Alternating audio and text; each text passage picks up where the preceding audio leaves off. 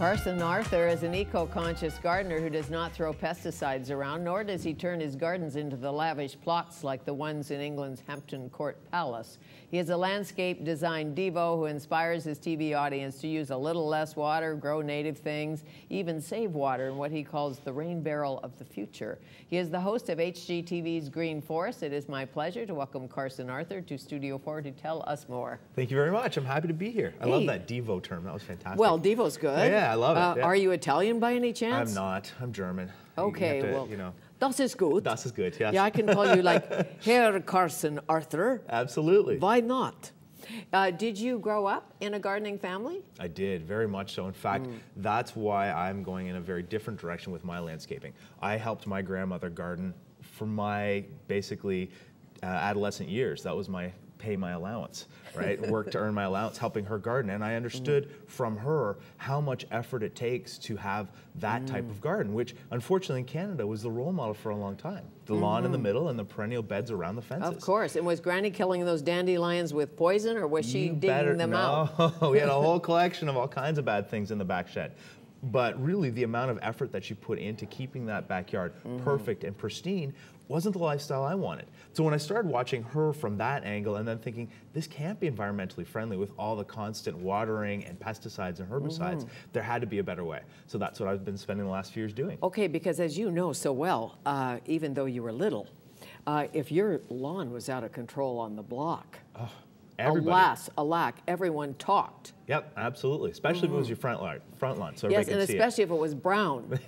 Or full of dandelions. Because those weeds drifting through that people would freak right out. And unfortunately, that's what our whole concept of landscaping was about for a long, long time. But we're slowly moving away from that. Sure, and there was a book not long ago called Get Your Lawn Off Drugs, or Get Your Garden Off Drugs. Fantastic, I remember it, which is good. And you say, if you insist on grass, just let it grow a little longer. Well, there's some really interesting things that we've started to learn about our lawns. One of them is how much water we actually use in Canada. The average household in Canada during the hot summer months spends about 3,000 gallons of water per week watering the lawn.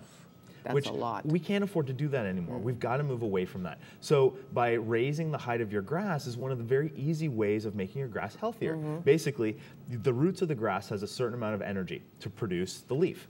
And if they are constantly spending energy trying to grow taller and taller because we keep cutting it down, it weakens the amount of strength the roots have. Is there a type of grass that grows greener longer?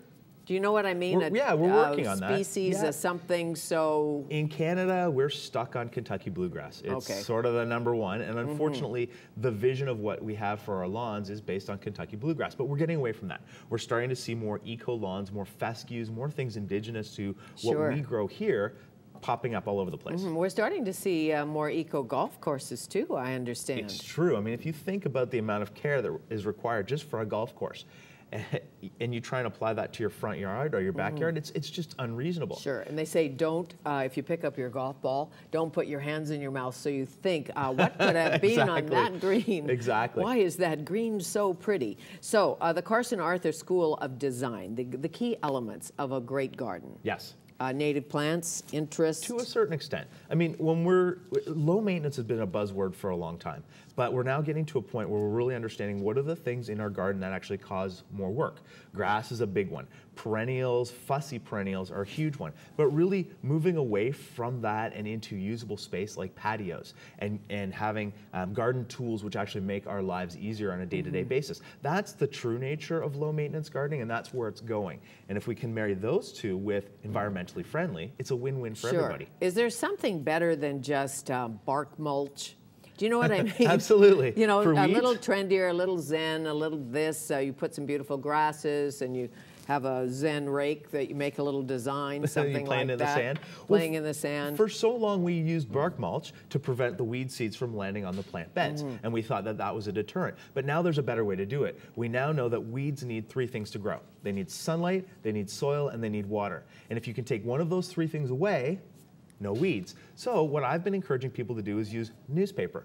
Layer newspaper underneath the bark mulch because the newspaper will block the sun. So the weeds no longer get the sunlight. But what's nice is the newspaper will decompose over time, actually adding nutrients to the soil. So you cover the the garden with 3 or 4 layers of newspaper, then bury it with 2 to 3 inches of bark mulch, and your weeds are gone. Oh, what a good idea. Or even stones. To a certain extent, but again, stones, the weeds can come through. Of course they can. So you don't want that.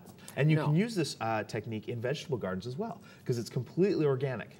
And you seem to mix and match, because this beautiful little pot has flowers and arugula and chives and a little bit of this and a little bit of that. Well, more and more people are moving into condominiums in areas where balconies are really your only access point. So we're starting to look at ways to keep them happy, keep them gardening, but yet be productive. And when you're talking about being organic, this is a perfect example. This is as organic a salad bowl as you're ever going to see.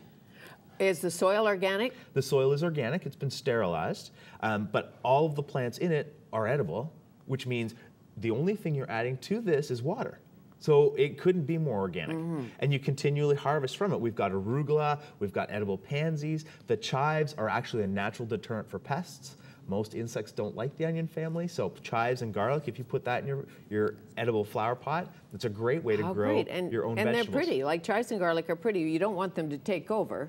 Yeah, but look at that. But they're good looking. And think about putting that on your balcony for the entire summer. And you constantly are harvesting it, and every time you want fresh salad or fresh greens, you have something growing it right there. How great. You just go out and pluck, pluck, pluck, and you don't worry about air pollution or anything like that, and you've got a sterile soil, and you don't fertilize that. You don't have to. No, no, you don't. No.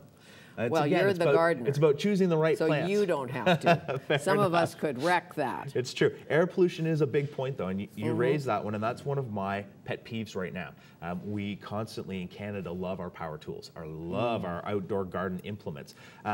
Unfortunately, lawnmowers, leaf trimmers, anything that uses a gas oil mix is really quite polluting the environment. It's worse than driving your car, in fact, because there's different standards for car emissions than there are for our lawnmowers. So Black & Decker's come up with a new line that I'm a huge fan of. They're all the lithium battery products. Have you seen those yet? No. Okay, I'm going to show you one. No, I have a push mower, though. You ever walked away for a week? Yeah. Battery. So these are the new lithium batteries. And what's really nice about these lithium batteries is they're really small, they're super lightweight, but they move between the tools. So you charge your battery, and then you take it out when you're done with your blower, and you move it to, say, your hedge trimmer, right? Of course. And then you just switch the battery out, and away you go for the next round and the next job that you're doing.